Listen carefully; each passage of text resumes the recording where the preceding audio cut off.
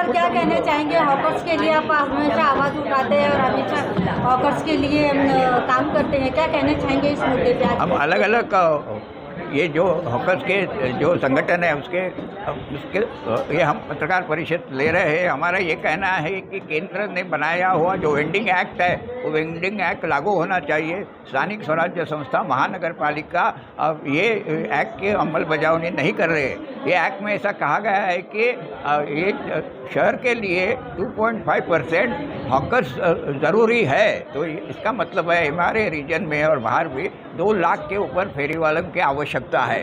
ये जो शासन है महाराष्ट्र शासन ये वेंडिंग एक्ट की अमलबजावनी नहीं कर रहा है। आज मुंबई शहर में अगर आप देखें तो यहाँ रोज़ फेरी वालों के ऊपर ये चल रही है, उनको निकाला जा रहा है, माल हड़प किया जा रहा है। तो हम ये कहते हैं कि फेरी वाले मुंबई शहर में 50 साल में फेरी का धंधा करते हैं। 97 में युवा और सर्वे हुआ है, 2002 में महापालिका का सर्वे हुआ है, 2014 में और एक सर्वे हुआ है। तो हमारे पास उसका सबूत है। हमारा ये कहना है कि रीऑर्गेनाइज होना चाहिए, जो वेंडिंग कमेटी है उसकी स्थापना होना चाहिए और लाइसेंस देना चाहिए।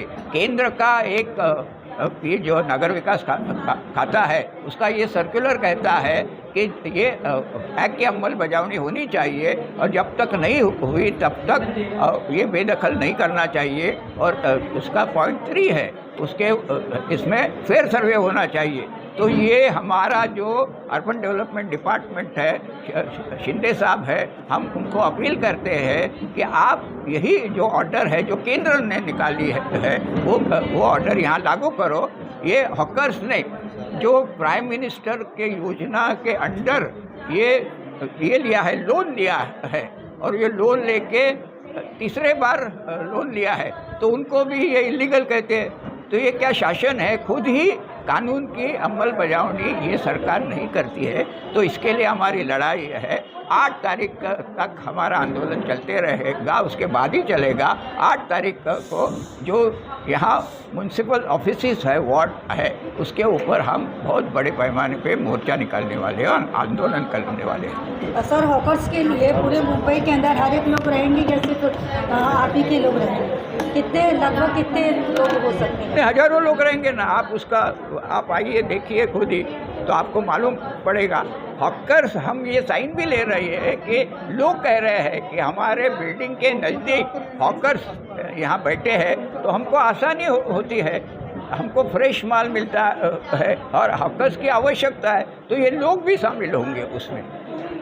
हॉकर यूनियन से इस मोर्चा में योगदान देंगे। देखिए ऐसे है कि महाराष्ट्र हॉकर्स फेडरेशन ये अम्ब्रेला ऑर्गेनाइजेशन है जो पूरे महाराष्ट्र के अंदर काम करता है। उसके अंदर तकरीबन 200 ऑर्गेनाइजेशन ऐसी है जो उसके अम्ब्रेला के नीचे है और पूरे महाराष्ट्र लेवल के ऊपर काम कर रहे हैं। खास करके एमएमआर रीजन के अंदर जैसे जनवादी हॉकर सभा है, भगत सिंह हॉकर्स यूनियन है, लालबाग परड़ हॉकर्स यूनियन है, आईटक हॉकर्स यूनियन है, ऐसी और तमाम ऐसी हॉकर्स यूनियन है जो पूरे मुंबई शहर के अंदर काम करती है।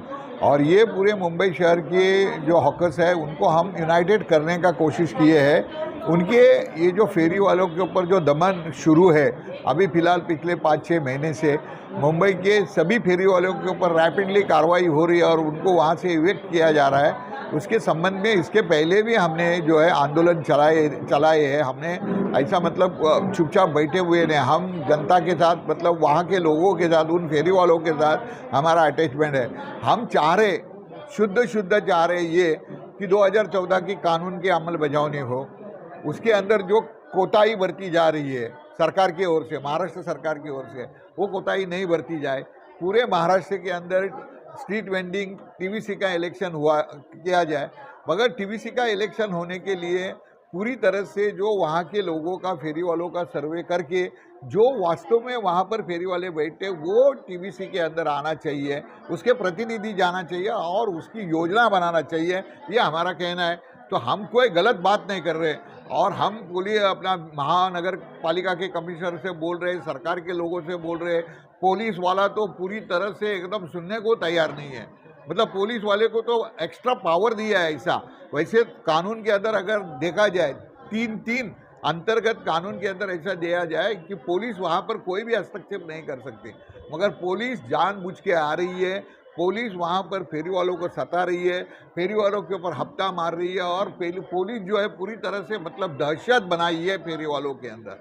तो हमारा कहना है कि पुलिस का जब वहाँ पर काम नहीं है, वहाँ पर फेरी वाले महानगर पालिका का पूरा स्क्वाड है, वो होने के बावजूद भी पुलिस क्यों आ रही है और पुलिस क्यों उनको तकलीफ दे रही है। हम चाहते हैं कि पुलिस उनका तकलीफ नहीं दे और ये कार्रवाई रुकनी चाहिए, ये हमारी मांग है। उसके लिए आप बैठिए, आइए और उस तरह का आगे का जो है कदम बढ़ाइए। मगर सरकार ने अभी एफिडेविट देने के लिए किसने बोला है? कोर्ट ने बोला है। एफिडेविट बोलने के बावजूद भी पिछले 4-6 महीने से ये महानगर पालिका के लोग, जब महानगर पालिका के आयुक्त को हम मिलने गए थे तब हमने उनको पूछा, भाई आप एफिडेविट दिया क्या? तो उनके अधिकारी क्या बोले, हमने एफिडेविट दिया, हमने हाई कोर्ट में जाके पता लगाया। मतलब ये झूठ बोल रहे हैं, ये अधिकारी झूठ बोल रहे हैं, ये हाई कोर्ट के अंदर एफिडेविट नहीं दे रहे। इसका मतलब क्या है कि इनको सही काम नहीं करना है, और इसलिए ये अदानी, अंबानी और बड़े कॉरपोरेट, बड़े बिल्डर के लिए रचना करना और मुंबई से पूरे जो फेरी वालों को बेदखल करना, फेंक देना, ये इनकी साजिश है। हम चाहते हैं कि जो मेहनत कश हमारे फेरी वाला है, जो हाथ के ऊपर काम करते हैं, बहुत मेहनत लेके काम करते हैं, उन बेचारे फेरी वालों को वहाँ से विविक करने का जो साजिश है वो हम कतई होने नहीं देंगे। हम फेरी वालों के साथ है, और फेरी वालों से जो गिराइक जो है वो उनसे सामान परचेस करते हैं वो भी हमारे साथ है। वो बेचारे कम कीमत में उनको मिलता है, फ्रेश माल मिलता है। हम और वो मतलब फेरी वाला और ग्राहक, इनका हम जो है दोस्ती बना रहे हैं, और दोस्ती बनाकर हम ये लड़ाई लड़ रहे हैं, ये आपसे हम कहना चाहते हैं। धन्यवाद। सर, जो 8 तारीख को फेरी वालों फेडरेशन का जो आंदोलन है सभी 24 वार्ड पर, तो क्या कहना चाहेंगे? 4 तारीख से यह आंदोलन चालू होगा। ये 4 तारीख शनिचर से मलाड से शुरुआत हो जाएगा। ये तमाम वार्ड के अंदर जोरदार प्रदर्शन होएगा, उसका परिवारों का लोग भी उसमें शामिल होएगा। क्यों? वो परिवार का साथ में 10 साल का बाद में जो कायदा बनाया उसका इम्प्लीमेंटेशन, अमल बजावनी नहीं होता है। ये अमल बजावनी के लिए महाराष्ट्र सरकार और महानगर पालिका इसका जिम्मेदार है।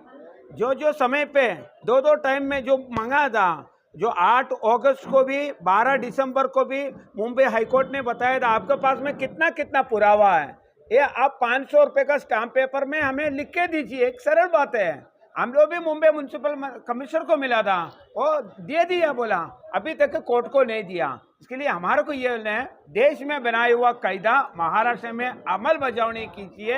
अगर अमल बजावनी नहीं करेगा फेरी वाला मजबूरन रास्ते में आने के लिए आप भाग पड़ेगा। उसमें हम लोग आने वाले दिन में जो लोगों का सिग्नेचर करने, लाखों का सिग्नेचर कैंपेन, जो लोग हमारे पास में जो ग्राहक है वो ग्राहक का सिग्नेचर कैंपेन भी हम कोर्ट को सादर करेगा, ये जनता का कहना है। को लेके सरकार ने काफी रणनीति रची और उस रणनीति में वो कामयाब भी हुए। विधानसभा चुनाव भी हुआ, उसमें भी ईवीएम का घोटाला निकला, हॉकर्स वालों की भी जान बन आई है। इसके बारे में क्या कहना चाहोगे?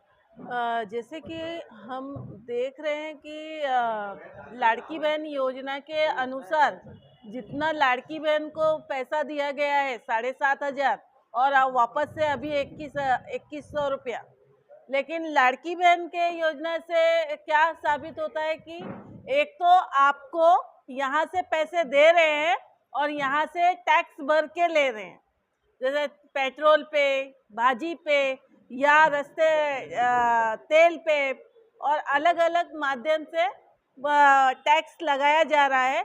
और इसके लिए लाड़की बहन तो खुश है, लेकिन भाई के इधर से तो पूरा पैसा जा ही रहा है ना। अगर फेरी वाला हर दिन टैक्स इतना भर रहा है तो फेरी वालों को 2014 के कानून के तहत उनको पात्र करना चाहिए, लाइसेंस देना चाहिए, ये मेरा मानना है।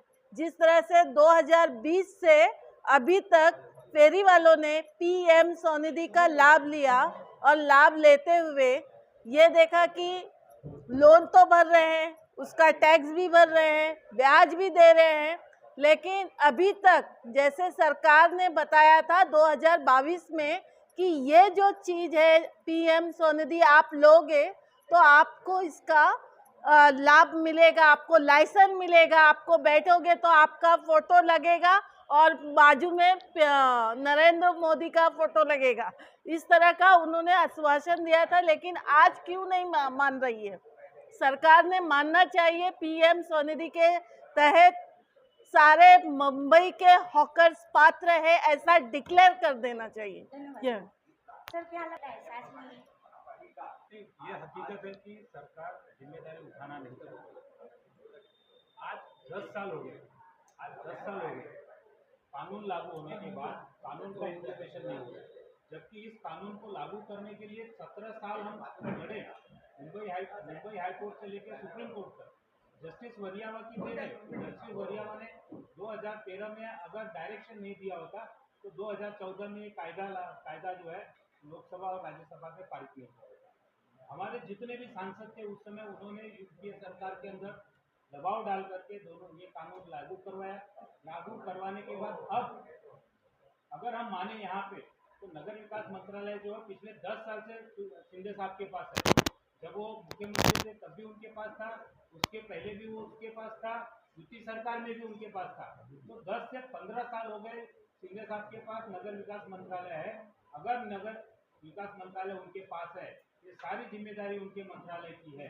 अगर तहे दिल से हॉकर्स को अच्छी तरह से अगर पूर्णतः उनकी जीविका को जीवित रखना चाहते हैं तो सबसे पहले उन्होंने 2014 का कानून लागू करना चाहिए। कानून लागू होने के पश्चात ये सारी मुसीबतें जो है वो खत्म हो जाएगी और उस कानून के तहत हमारे जो हॉकर्स हैं, हमारे जो फेरी वाले बंधु हैं, वो सारे बंधु उस कानून के तहत एलिजिबल हो जाएंगे